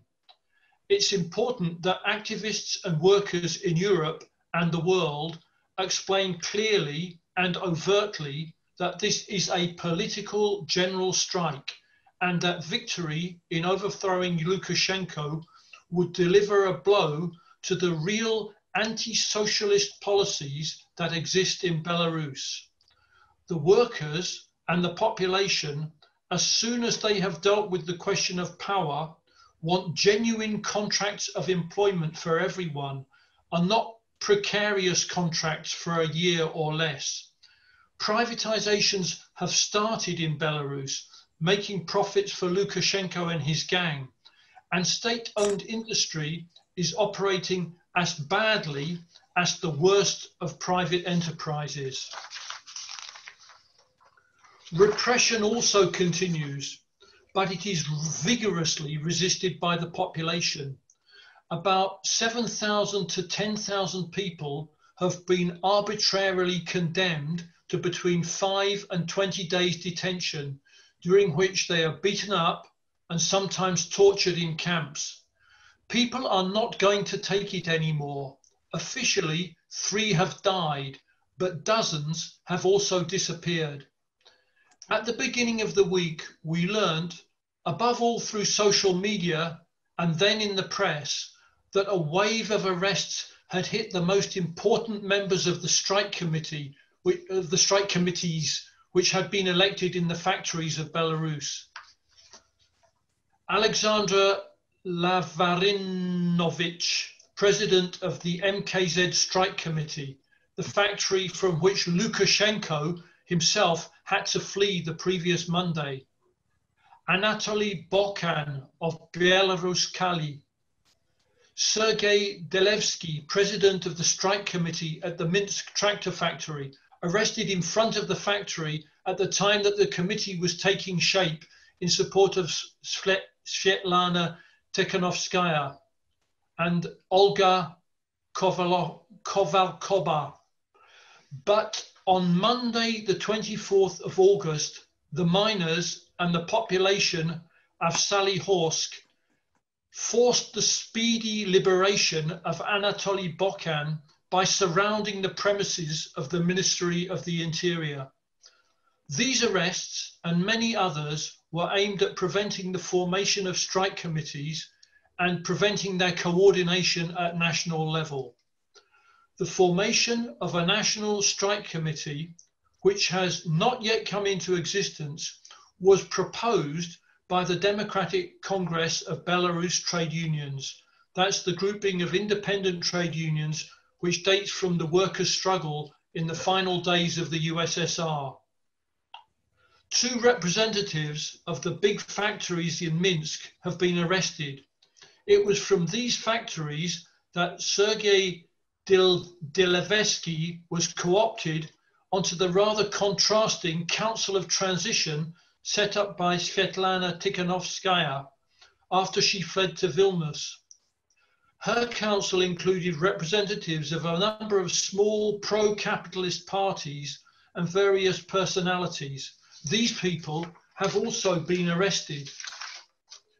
We are therefore advocating and pushing for the formation of workers' organizations which can bring together the entire working class at the top of society and enable it to achieve political power. The most important is the demand of the overwhelming majority. Lukashenko out. Free all political prisoners. Free elections now. The National Strike Committee, if it comes into existence, is not intended to take power, even if it could, or could in part, but it should organize free elections. There is already a movement to recall deputies in several regions. The Constitution permits this, but it has never been put into practice. Last Saturday, an impressive women's march, which was prohibited, but it took place anyway in Minsk, and we saw on social media thousands of women throwing out the special police force, stopping them from making arrests, and chanting militantly. Our first task as workers in the wider world is to provide the correct information about the most important strike in Europe for decades and to organize unconditional solidarity against the repression at the same time as the most open and free political discussion. Thank you, Ed, for a very clear translation of a contribution by our French comrade, Vincent. She just said that WIN, W-I-N, our own group, is an international group with members in Cyprus, France, America, South Africa. There's lots of countries involved. But Vincent, French comrade, which Ed translated his contribution. David Hampson. David.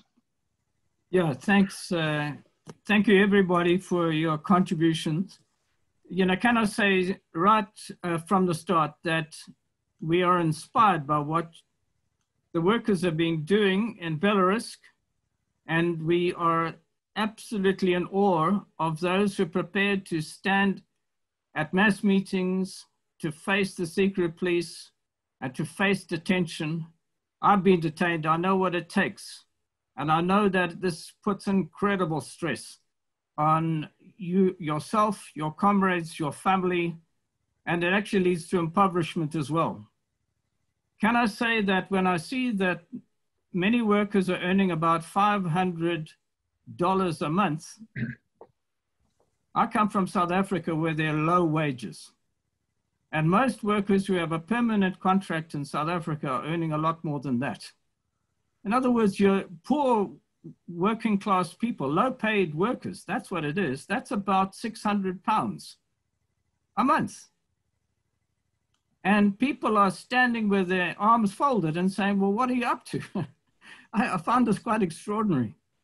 We're with you in solidarity. And every time we hear about the contracts, and I hear that the contract is a 12-month contract, that is what black workers had under apartheid.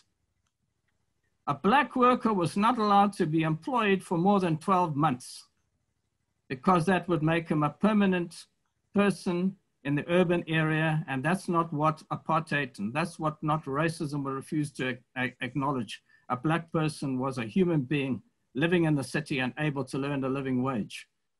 And workers there in Belarus are struggling to get a permanent contract when it's every year a single contract and extended for 12 months. I'm appalled there's not greater solidarity over that struggle. These are the basics. Let's get the basics right first. Then let's say to the comrades there, marvelous that you're organizing independent trade unions. That puts the fear of God into the apparatus. That's marvelous. But we also have to warn you. When we were struggling in South Africa under apartheid, we didn't have much solidarity from outside. People yawned when we were on strike. It was, very difficult times. People were detained in and out. The security police followed me everywhere, all right? Actually, I used to lead about 6 cars when I would go to the factory. They would all join in. I mean, it was a kind of joke to say, how many security police can you get today? And you'd get 5 or 6. And they were standing and listening to us all the time when we were negotiating. I know what it feels like. We're in solidarity about that. Those are the scum of the earth.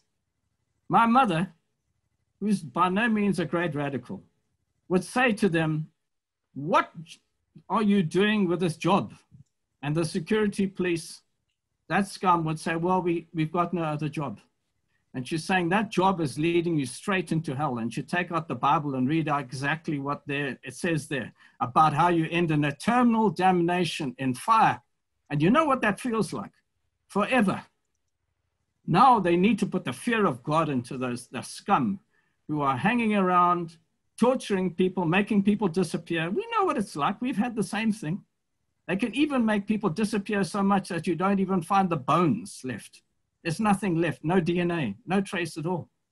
What they do is they then go having a barbecue, eating meat and burning bodies at the same time. We know these are the extremes that these regimes get up to. And people hear, and what I hear is people folding their arms and saying, well, where are you going? What are you doing? The first thing is solidarity. The second thing is, guys, when you're struggling, have your eyes wide open. Organize a mass struggle. When you see tens of thousands and hundreds of thousands of workers on strike, the immediate impulse of anybody on this world who's in favor of democracy or of socialism is we're standing with you. We stand with you. Open your eyes though, because this world that's opening up, the world that opened up when we had independence in South Africa and so forth, was bewildering. It was very tough times. people were talking left and walking right. Talking left and walking right. In other words, they were saying very nice things to us, but they were doing something totally different. And we have to be aware of this. The game of politics is a very nasty one at this time. When you have Trump here saying that he's in favor of ending racism and so forth, and at the same time, he's sending troops in there to shoot at people who are actually engaged in demonstrations. And saying, well, that's the support of democracy. You can find many, many tricks being played and people being turned against us. So you have to maintain your unity, and that's why you need a program. Not a big program, but the elements are already there. Recall of the deputies. Who's against that? Those people that are meant to be determining the future of the country. And there they are, hanging in with the last dictatorship of Europe. What are they doing? Let them come back and justify themselves. Absolutely, that's a first-class demand. Independent trade unions and elected officials and so forth. So you keep your eye on those guys. Even when you say you're a good trade unionist, who knows who's coming next? You've got to keep a firm eye. When we got workers into the unions, we said, do not trust us. Come and see the books. See what happens with the finance. Look over our shoulder. Workers have to control their unions. You can even find that things can go wrong there sometimes. I won't go into the details. And look at your allies. We know that allies people can sell you the sweetest of sweets, right? And then you find actually they've got another agenda. Now, I'm not saying be too suspicious. If they're prepared to stand with you when it's a hard time and against the guns and the rubber bullets and the gas, and they're prepared to stand with you, that is somebody. I've had a marvelous comrade who was part of the state apparatus in South Africa, or at least his salary was paid from. And everyone said, how can you work with that person? He stood all night, 3 nights, with the workers on strike in the rain. I didn't know he had one lung. He got ill, he almost died. And I said, forget all of those details. If he's standing with us, work with him. And we did work with him, but we have to know that there will be arrows above people's heads. Sometimes the arrows are right with us, sometimes it wavers and wobbles a bit, and sometimes it can go in exactly the opposite direction, and we get surprises. There's some horrible surprises at times. And we've got to be ready, we've got to be tough, and to know that, you know, what can come. But don't have a pessimistic view. These are the warnings that we can give you. Capitalism has got a siren song. It's like those ladies of note in the mythologies. They sing the nicest songs and actually bring the ships in and then crash them and you drown, right? Well, it mightn't be that exactly, but you're certainly going to be in tough times. We have to warn you because I've got a PhD. I've been struggling to get more than a contract of a short term here in the United States. Every hour I put in is contested. How many hours? You've got 90 hours here. Hold on, maybe you only work 40 hours. If the computer doesn't work and you're actually having to struggle to get the files working, that's your account. You can't put in money for that, right? I'm just saying that's what it is, you know, and you've got to know this is a tough world. You can manage, you can survive, but only in solidarity. And what we want for ourselves, we want for our families, and we want for you is what we could call democratic socialism.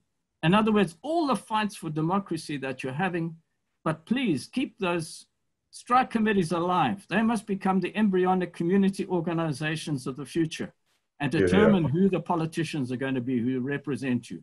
You must recall those politicians to be able to know what the hell is going on at every time. You must have your meetings. You must also have efficient management. I have to say that sometimes in the state process, we don't have that efficient management. We want workers' control, which is going to ensure that the factories survive and work. Terrible times in the sense that you can have China offering a tractor and it could be half the price of the tractor you're making. These are the market pressures which operate everywhere in the world. And we're fighting against that because we want to survive, and we've got to survive. But these are the pressures which are against, and so we actually have to work together to be able to work out, you know, what's going to happen in that factory, which is state-owned, which we own, and we want that efficiency. I understand when you say experts, because you've actually had trash. When you face trash, you know what an expert is. It's someone who actually listens, studies, is humble, and is prepared to actually operate in that way. So beware, left talk, sweet talk, and right walk. Walking the right, taking a right turn. I don't know if you've done the army, I've done lots of it. Telling you suddenly to make a right turn, an about turn, all the rest of it. You're not automatons, you're not robots. You're people who are trying to determine your destiny. I'm with you all the way. I think Win is with you all the way. And we fight every step of the way against those who are pouring cold water or dismissing any solidarity with you. We stand right behind you. Keep your eyes wide open and keep marching. Thank you. Thank you, David. That's a very, Thanks a lot. very Great. valuable comparison. Superb measure. Yeah, very, very good. Now, I was going to ask you at this point, do any of the Belarusian comrades want to speak at this point? Because lots of issues have been raised in the last few contributions. So any of the comrades in Belarus wanted to speak just now? Yeah, Victoria, you're muted. I try to speak shorter. I have message from my friends. They are workers in Belarus National Airlines, and also one person is in Bel Air Navigation Company. You know that we have only one national airlines, Belavia, and I have asked them about some trade unions and so on. So they said that it's obligated to be included into trade unions when you sign your contract. So from the first days, you are included into trade union. But this trade union, it's a part of huge vertical of official unions or something like that, national or federation union. So it means that it under Mikhail Orda, and Mikhail Orda, he is the director of all trade unions, and he is one of the leaders in Lukashenko office. So it means that it is obligated from the first day to be included into Great Lukashenko's company. That's how it's worked in Belarus. And they pay fees from their salaries. It is also obligated. If you don't want to pay these fees in trade union, you could be paid off, or it will be really difficult to go on the next stage on your salary, for example, on your work. And what they give to people from these trade unions, they give some presents for New Year for their children. Can you imagine? So this is obligated.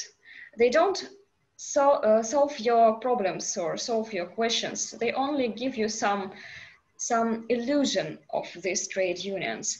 And also the second thing that I want to say about our touristic association of guides, we prepare open letter because of the previous weeks, because of this aggressivity of policemen. We prepare open letter and signed it. A lot of people, more than I think more than 300 persons signed it. And we ask about our touristic department in the Ministry of Sports and Tourism to put it on website. And because we are a part of this touristic department, and they say us, no, we should be out of politics. This is how it works. And you also say that we need to create this independent trade unions. Believe me, we try to do it, but because of our history and because of this situation with legislation, when laws works only to government, to government, to this side, it's very difficult. And they try to catch people by one who are the most active, who are the most,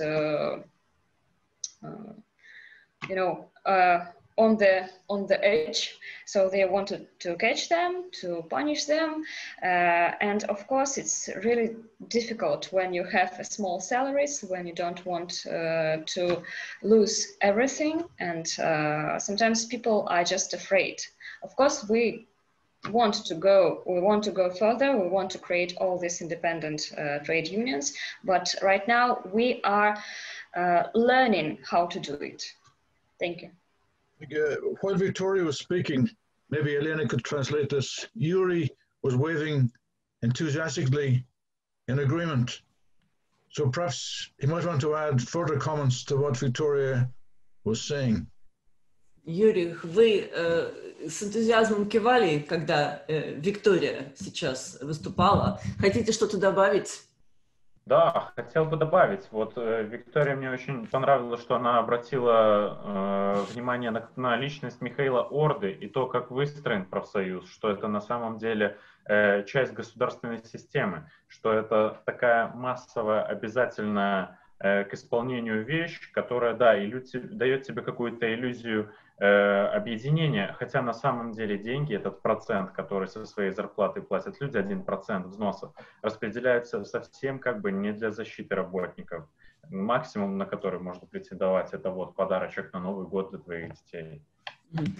Yes, you would like to add that he particularly liked that Victoria mentioned the personality of Mikhail Orda and how that is simply part of a state system. It's effectively created mass obligation, and that 1% that people have to pay from their salaries, it's basically indeed only like a small, very modest New Year present. It's not much at all, but people are getting out of it. И еще хотел бы обратить внимание, вот сейчас с нами здесь находится конференция Сергея Антусевича, я думаю, он сможет подробнее рассказать, сколько было зарегистрировано профсоюзных организаций, вот начиная с 2007 года, но где-то создано еще. Нисколько. Это все душилось на корню. Инициативные группы, которые появлялись, не было другой возможности. А людям реально на заводе угрожают всякими вещами о том, что ты не получишь там скидку, которая тебе положена на санаторий по коллективному договору, вводят их в заблуждение, всякие другие вещи, у тебя будут проблемы с получением общежития. И на этом фоне вот у нас на Гродно Азот в независимом профсоюзе, это была создана еще давно организация, осталось только 22 человека. О какой поддержке там штатов или чем-то еще можно говорить, когда 22 человека платило взносы? Это было $100 просто примерно до недавнего времени, сколько они получали. Еще Азот брал аренду за помещение этого небольшого офиса, где находился независимый профсоюз. То есть председатель и Лиза, которая там находится, они просто на голом энтузиазме работают. Они за свои деньги летят в Женеву, живут там в хостелах. И это просто ребята из Дублина, чтобы понимали, что нету тут никаких коврижек, за которые мы боремся. Ничего этого нет.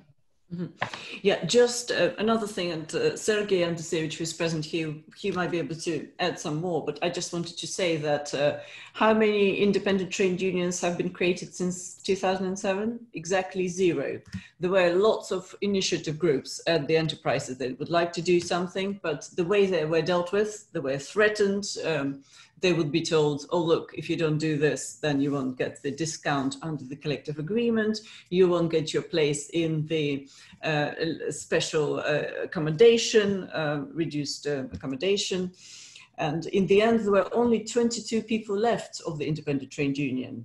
And their contributions, if they paid, say, $100 in, it doesn't get you very far. And Lisa, the secretary of the independent trade union, who I mentioned at the beginning, and the head of the independent trade union, they were effectively working off their enthusiasm. They were not paid for that. They really were just going on because they believed in it, and they were sponsoring, well, out of their own pockets. They would fly to Geneva to discuss things about our rights.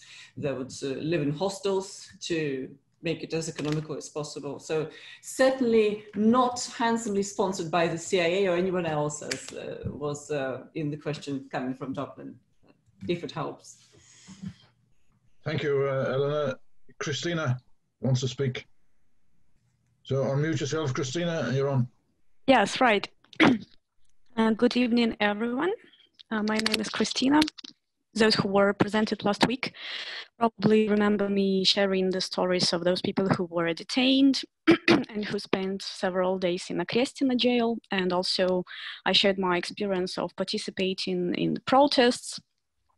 I would like to say just a few words, probably, just to add some basics, because I think, well, actually, we receive a lot of questions from you that are about, for example, trade unions, about the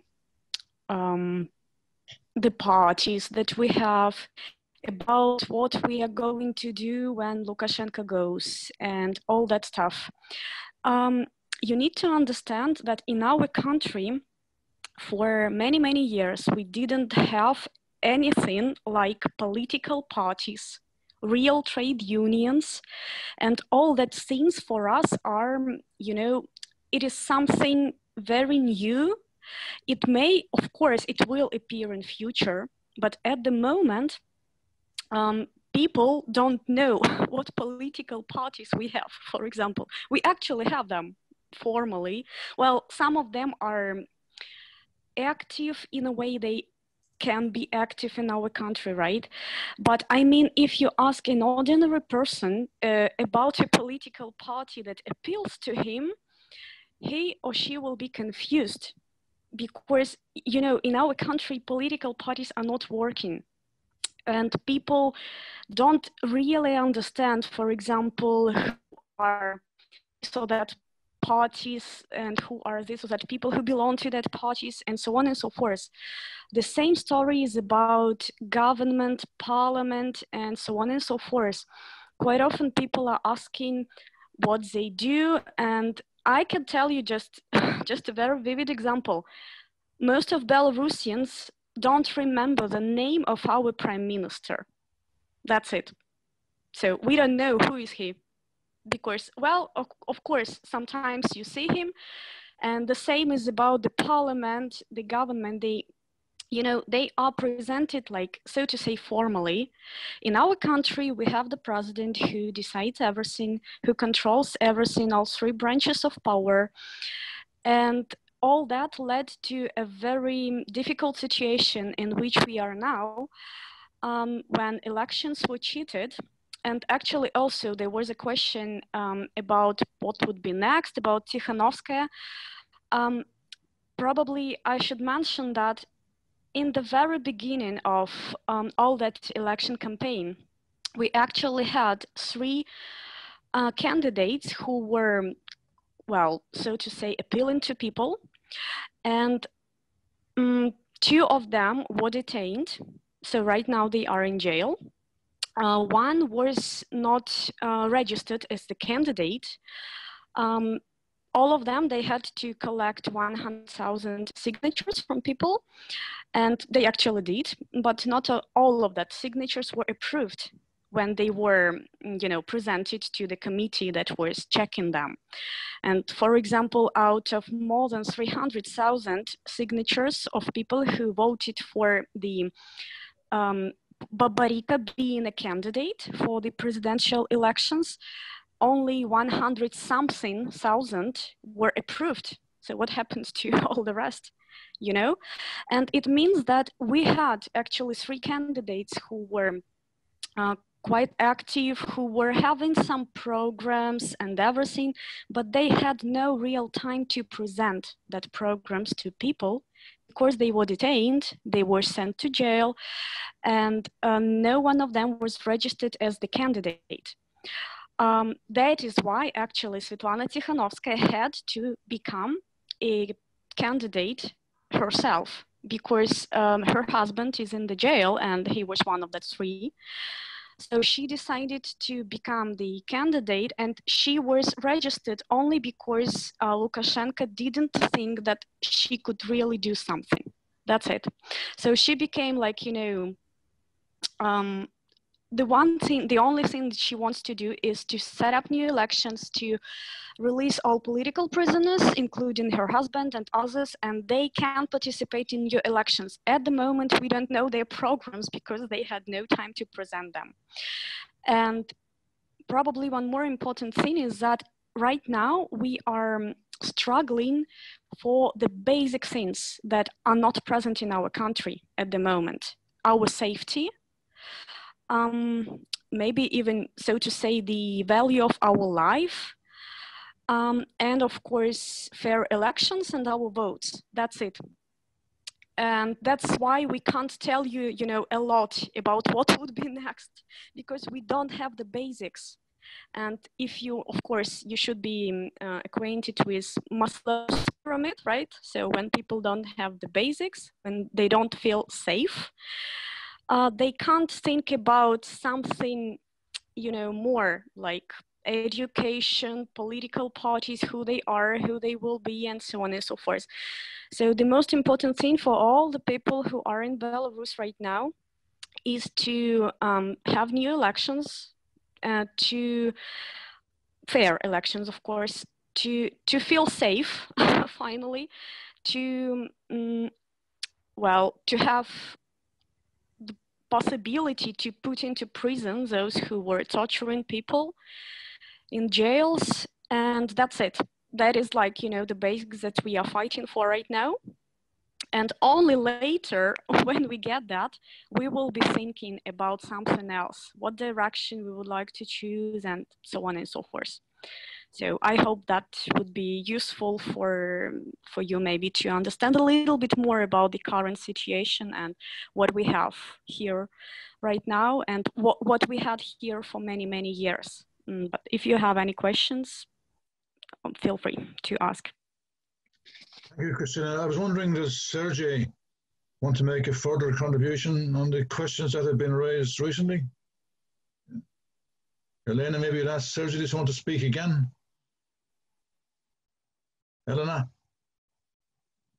Yes, I just a few words about air traffic controllers, because we had air traffic controllers union, independent union, which was one of our affiliates, but that was closed by authorities, by Supreme Court and General Prosecutor Office in 2004. And after that, we have situation when Victoria mentioned.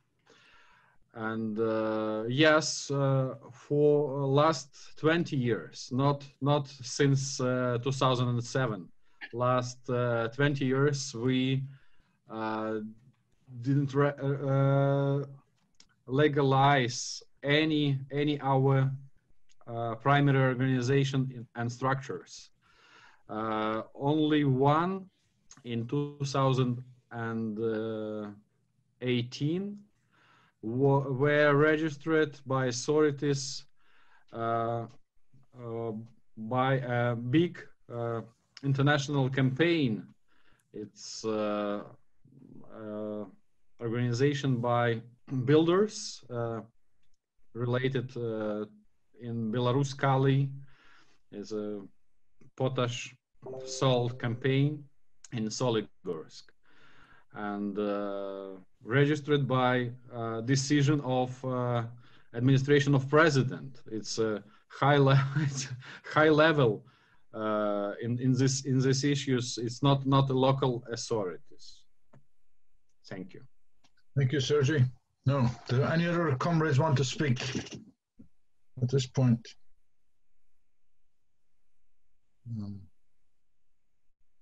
I don't see any. Victoria? Just one thing I want to mention, because there was some comment about Bible and about what we can do in a religious way. Maybe some of you have seen a special photo from last week. There was police riot standing in front of the church. It is a Roman Catholic church, and they closed people inside of the church. So how we can talk to them if they even don't understand these small things. We have no any free of willing of our will, no any free, religious position or something like that. Our Catholic believers were inside of this church, and police riot just closed the door for more than an hour to not them let go out. Is it normal? No. Well, okay, thank you, Victoria. As we proceed here, I want to emphasize the importance of this meeting. It's very, very educational, very illustrative, very inspiring, and it's the second meeting. At our last meeting, Elena spoke. By the way, we owe a lot of thanks to Elena for the tremendous work she's done in translating all the contributions, which is very difficult, sometimes very lengthy contributions, and she manages to encapsulate it all. So thank you, Elena, and also for your own political contributions. But last week we had Alexei, Victoria, Christina, Vincent. This week we have Sergey, Yuri, other speakers. So I want to thank the Belarusian comrades for coming to our meeting and for explaining to us what's going on. No, it doesn't end here.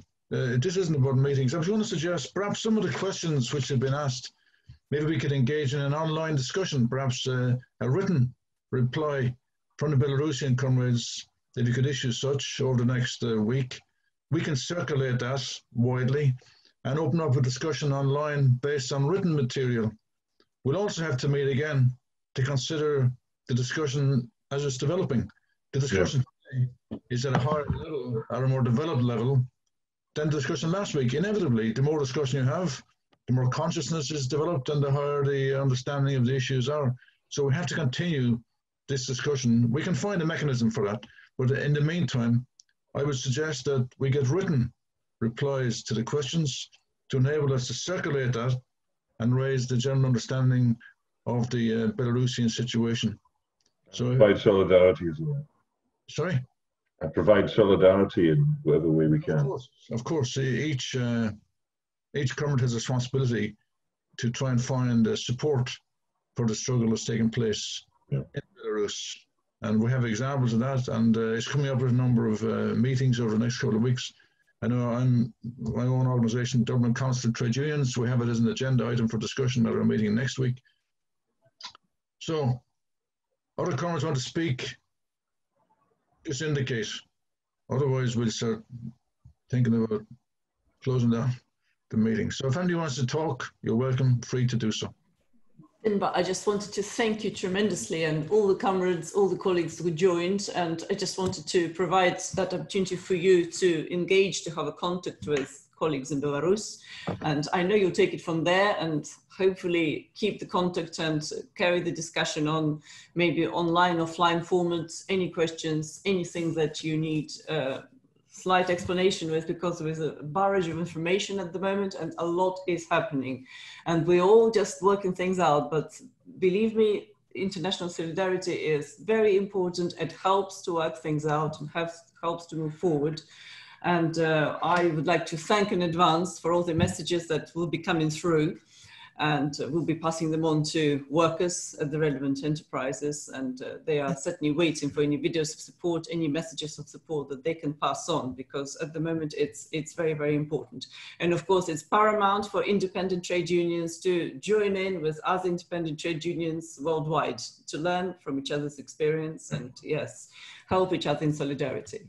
So I hope that Sergey and Yuri and Victoria and Christina and Marina would still be able to add other threads to the discussion and carry on. Thank you very much. Thank you so much.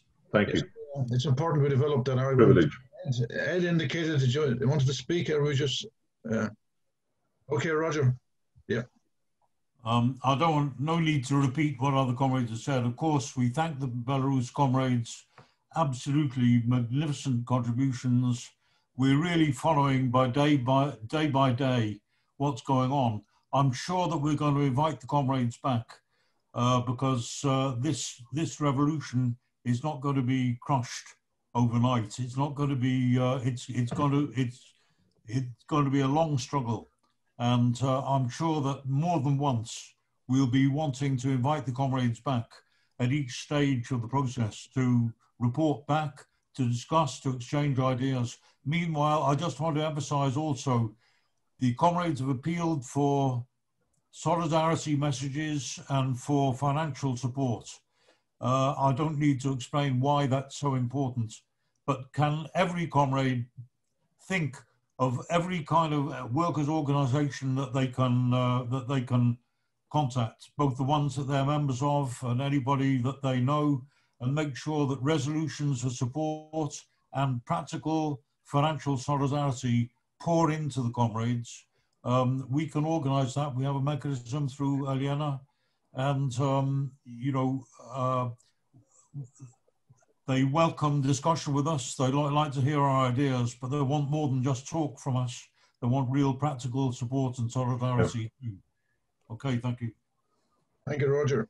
I forgot to thank Dave Buxton for the work in hosting and setting up the meeting, and for pointing out comrades who wanted to speak that I had missed. So thank you, Dave. Dave. Finn, yes, if I could just say in closing, you know, we've, you know, I was very impressed by the interview that Sergey gave, which you've circulated. And in that interview, you know, he explained so much. There's so much of the texture. You can get the feel of what's happening. And we are very concerned to know what his, you know, his fate would be. Please pass, you know, my warmest regards and other comrades' warmest regards, you know, to him. We know that, you know, the personal is also important in politics and political struggle. You do need to know that, you know, your work is appreciated, especially when you're having such a hard time. So that we want to make, you know, personal solidarity as well as solidarity with the movement as a whole. Please pass on the word that you're doing a marvelous job, you know, and please keep going. Thank you, David, for pointing that out. So, is there agreement that will bring the discussion to a conclusion? Now, there'll be further discussions. This isn't the end. There'll be further discussions, and there'll be exchange of written material. There'll be exchange of resolutions, financial support, all that will continue. But in terms of tonight's discussion, perhaps we could start to wind it up. Thanks, Finbar. It's been inspirational. Inspirational, exactly. Okay. So we'll go over to Dave Buxton to assist us in closing the meeting. Good night, everyone. Yeah, okay. Comrades.